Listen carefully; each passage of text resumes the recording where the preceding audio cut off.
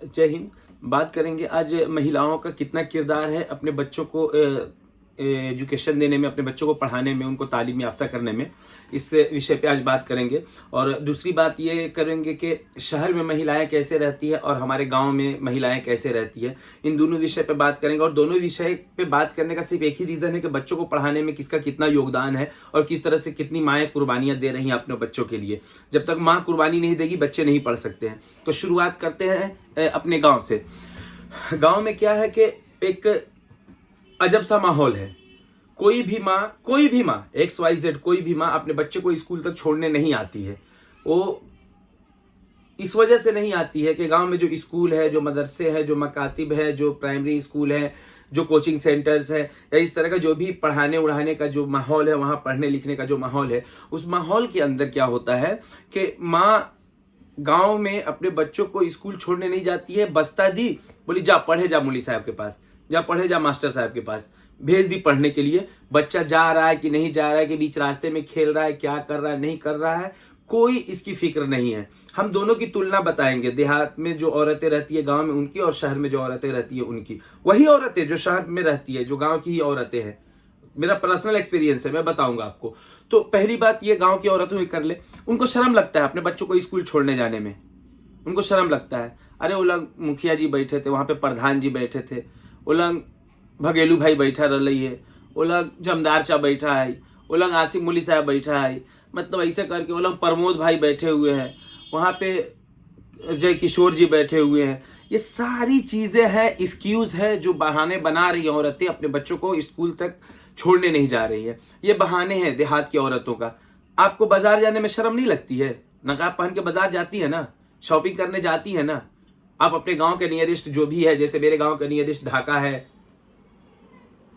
मेरे गांव का नियरेस्ट पचपकड़ी बाजार है, या अपने गांव का नियरेस्ट, आप जहां भी जाते हैं बाजार करने, शॉपिंग करने, ईद का शॉपिंग करने, रमजान का शॉपिंग करने, अपने बच्चों का शॉपिंग करने, गर्मी का शॉपिंग करने, ठंडी का शॉपिंग करने, और इस तरह से छठ का शॉपिंग करने, या क्या बोल लीजिए कि जो भी छठ त्यौहार या दिवाली का शॉपिंग करने, सारी शॉपिंग करने महिलाएं जाती हैं बाजार में।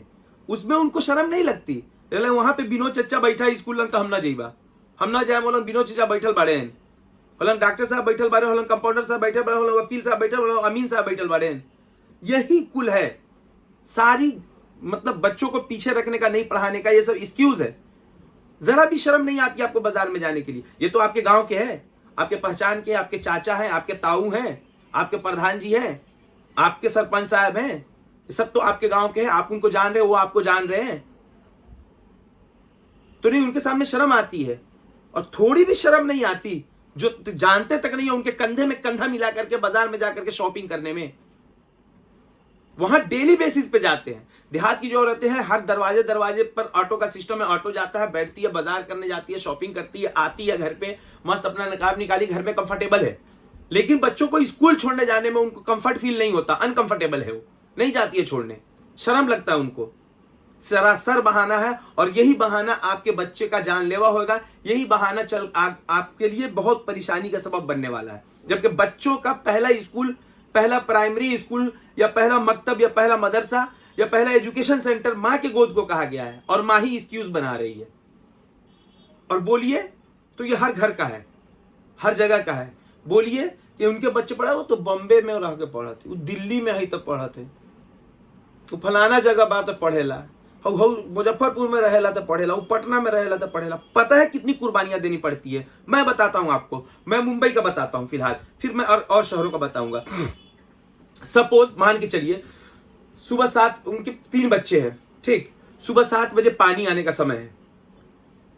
शहर गांव के जैसा नहीं है, मोटर चालू के पानी आया, यहाँ लिमिटेड पानी आता है, 10 minute, 15 minute, 20 minute, max to max 1 घंटा, आधा घंटा, ये पानी आने का समय है। 7 बजे पानी आने का समय है। 7:30 में पहले बच्चे को स्कूल छोड़ना है।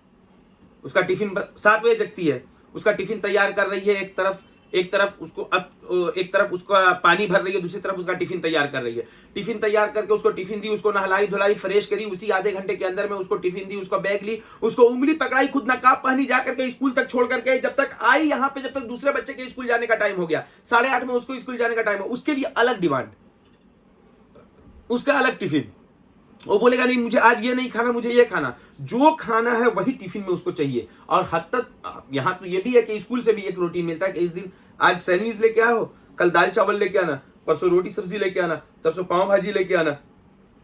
इस तरह का शहरों का रहता है, कुछ चोचले है नो डाउट, बट उसके बावजूद भी वही माँ 8:30 बजे दूसरे बच्चे को स्कूल छोड़ रही है। 8:30 बजे का उसका स्कूल है, टिफिन तैयार करके उसको नहला धुला के ड्रेस पहना करके 8:30 बजे उसको स्कूल छोड़ रही है। उसको स्कूल से छोड़ करके आती है 9:30 बजे तीसरे बच्चे का स्कूल है। तीसरे बच्चे के लिए फिर टिफिन तैयार करो, उसको तैयार करो, उसका ड्रेसेस पहनाओ, उसको फिर स्कूल छोड़ो। स्कूल छोड़ करके आई 10 बजे, जो भी उनका हस्बैंड है, पति है, यहां उनको काम पे जाना है, अब उनके लिए टिफिन तैयार करो। 11 बजे वो निकले घर से, थोड़ा सा फ्रेश हुई, फटाफट घर में पोछा लगाई, कपड़ा उपड़ा धुली, जब तक पहली वाली बच्चे आ गए, बच्चे या बच्ची जो भी है उनकी पहली बच्ची आ गई स्कूल से। अब उनका फटाफट ड्रेस चेंज करना, उसी ड्रेस में छोड़ना नहीं है उसको। कोई माँ नहीं छोड़ती है, 99.9% माँ ऐसी है जो नहीं छोड़ती है। फटाफट ड्रेस चेंज की, उसका ट्यूशन है, उसके बाद 12 बजे उसको ट्यूशन जाना है, 12 बजे ट्यूशन जाना है, 1 बजे ट्यूशन से उसको लाने जाना है, या 1:30 बजे उसको ट्यूशन से लाने जाना है, जब तक दूसरा बच्चा आ गया। अब इसको तैयार किया, इसको ट्यूशन के लिए छोड़ा, उसको ट्यूशन से लेकर के आया, फिर उसको घर में छोड़ा, फिर तीसरा बच्चा आ गया, फिर उसको तैयार किया, फिर उसको ट्यूशन के लिए छोड़ा। यह सिलसिला चलता रहता है 3-4 बजे तक। 4 बजे के बाद एक औरत फ्रेश होती है, सुबह 7 बजे जगी, 4 बजे वो अपने आप को थोड़ा फ्रेशनेस फील की, अपने आप को फ्रेश की, उस वक्त वो कुछ खाती पीती है। उस बीच में वो कुछ नहीं खाती है, भले टिफिन बनाते वक्त नमक चखने के लिए अगर थोड़ा सा 1 चम्मच कुछ खा ली तो खा ली, नहीं तो कुछ नहीं खाती है। ज्यादातर औरतें शहर में कुछ नहीं खाती, अपने बच्चों को ही संवारने में लगी रहती है। 4 बजे के करीब उसको थोड़ा सा रिलैक्स फील होता है, वो कुछ खाती पीती है। जैसे खाती पीती है 5 बजे से एक्स्ट्रा क्लास, या जो मुस्लिम बच्चे हैं यहाँ जो पढ़ते हैं उनको अरबी जाना रहता है, अरबी क्लासेस में। और जो नॉन मुस्लिम बच्चे हैं उनको जैसे कराटा सीखने किसी को जाना है, किसी को क्या बोलते हैं म्यूजिक सीखने जाना है, किसी को फुटबॉल सीखने जाना है, किसी को वॉलीबॉल सीखने जाना है। ये सारी चीजें के लिए बच्चों को तैयार करके फिर भेजती है माएँ 5 बजे के बाद। 7 बजे वो बच्चा फिर लौट करके सब 7, 7:30 तक आता है। फिर वो 7:30 के बाद वो कुछ जाती है, सब्जी वगैरह नीचे से जहां से भी मिले खरीद करके लाती है, फिर रात का खाना तैयार करती है। 9 बजे तक उसको खाना खिला उला करके बच्चे को, अच्छा ये 7 से 9 के बीच का 2 घंटे का टाइम है, उस बीच में उसको वहां पे तैनाती के साथ रहना है, होमवर्क कराना है, ट्यूशन का होमवर्क, स्कूल का होमवर्क, कहां से क्या प्रोजेक्ट मिला उस प्रोजेक्ट की तैयारी, ये सारी चीजें करानी है शहर में माओ को। वो सब चीज कराती है माँ, एक माँ कराती है यहाँ। मैंने सभी माँ को तो नहीं बोल सकता हूं, लेकिन 99% माएँ ऐसी हैं जो यहाँ ये सारी चीजें कराती हैं। होगा आपसे, सुबह 6 बजे उठे, खाना बनाए, 7 बजे तक खाना रेडी हो गया, बच्चे को स्कूल के लिए दौड़ा दिए, अपने कंबल डाल के सो गए, पढ़ लेगा बच्चा आपका। फिर इस तरह से वो माएँ अपने बच्चों को फिर होमवर्क करा करके 9:30, 10 बजे तक हार्ड खिला पिला करके उनको सुला देती है।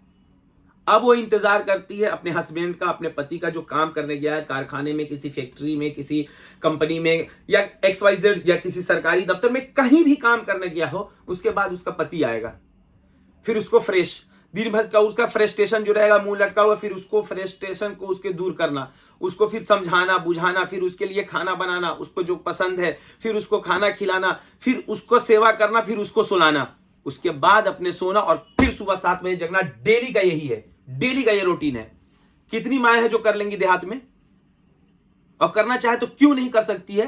क्योंकि मां से बड़ी कोई योद्धा नहीं होती, कोई योद्धा नहीं होती मां से बड़ी, लेकिन वो करना ही नहीं चाहती है।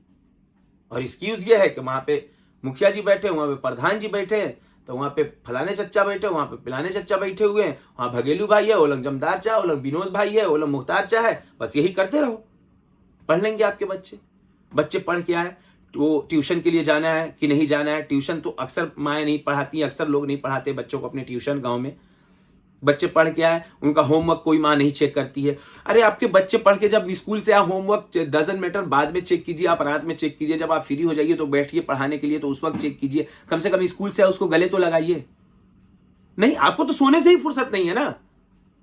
सोने से फुर्सत मिला तो बाजार करने जाना है, नकाब पहन के दूसरों के साथ, दूसरों के मार्केट में। यहाँ आपको गांव वालों में और अपनों में शर्म लग रही है, लेकिन बाजार करने जाने में कोई शर्म नहीं है। यही रीजन है कि हमारे बच्चे नहीं पढ़ रहे हैं, यही रीजन है कि हम इतना पीछे हैं, यही रीजन है कि हम पिछड़े हुए। और तुलना करते हैं, अब हम बम्बे जाएंगे, हम भी दिल्ली जाएंगे, हम भी कलकत्ता जाएंगे, कुर्बानी देनी पड़ती है यहाँ आने के बाद। क्या कुर्बानी देने के लिए आप तैयार हैं? तैयार हैं तो उसका एग्जाम्पल सेट कीजिए गांव में, और सभी लोग को, सभी मर्द को, ये मिल करके हम सभी मर्दों को जो यहाँ मुंबई दिल्ली बाहर कहीं भी कमा रहे, हमारे बच्चे हमारे बीवी गांव में हैं, उन सभी लोगों को मिल करके ये चीज पे बहस करनी होगी अपने बीवियों से कि आप नकाब पहनो और अपने बच्चों को स्कूल तक छोड़ने जाओ। ये जागरूकता लाने की जरूरत है, ये बदलाव लाने की जरूरत है। हम सबको, हम तमाम लोगों को, हम सबको मिल करके इस पे कदम उठाने की जरूरत है। यहाँ हमारी माएँ, हमारी बहनें, हमारी भाभी, हमारे जो रिलेटिव हैं, जो औरतें हैं यहाँ, वो जाती है ना डेली छोड़ने बच्चों को स्कूल, तो वहां क्यों नहीं जा सकते भाई? नकाब पहनिए, जाइए, पर्दे में रह करके जाइए। बाजार जाने में कोई नहीं देख रहा है और स्कूल जाने में आपको लोग देख रहा है। सोचने की बात है, और ये बहुत इंपॉर्टेंट बात है। तो हम ये वीडियो बनाने का मेरा मकसद ही यही है कि हम सब मिल करके इस तरह का बदलाव गांव में लाने की कोशिश करें। हम ये कोशिश करें कि अपने माओ को, बहनों को, अपने बीवियों को इस चीज़ पर राजी करें, आमादा करें कि आप अपने बच्चों को स्कूल छोड़ने जाइए, नकाब पहन करके ही जाइए, या आप जिस तरह से आपको जाना कंफर्टेबल लगता है उस तरह से जाइए। बच्चों को स्कूल छोड़िए, जा करके ट्यूशन छोड़िए, उनका ख्याल रखिए, तो ही बच्चा पढ़ पाएगा, पढ़ेगा इंडिया, तभी बढ़ेगा इंडिया। जय हिंद, जय बिहार।